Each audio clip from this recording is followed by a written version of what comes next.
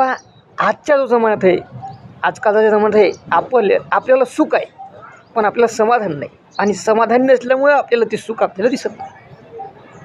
तुम्ही विचार करा, पहिलं आपल्या तालुक्याच्या ठिकाणी जायचं असलं बुवा, किंवा आठवडी बाजाराला जायचं असलं पैदल जावं लागत जाईल. आता पैदल जायचं काम नाही, आता गाड्यानं जातो आपण.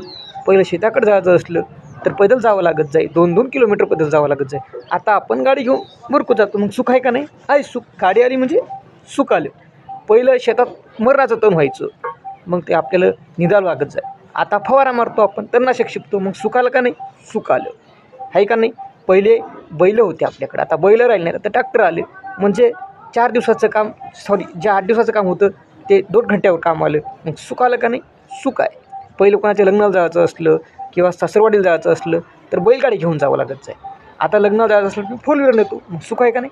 सुख आहे. पण सध्या आपल्याला समाधान नाही, आणि समाधान नसल्यामुळं दुःख आपल्याला येते, आणि अपेक्षा माणसाच्या खूप वाढल्या. आता तुम्हाला सांगतो समाधान कसं नाही. आता लहानचं बाळ, त्याला तुम्ही 1 रुपया द्या किंवा 10 रुपये द्या, त्याला तो समाधानी आहे.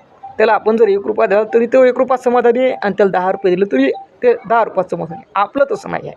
आपल्याला वाटते 2 व्हीलर गाडी घेतली की आपल्याला वाटते 4 व्हीलर घ्यावा, पण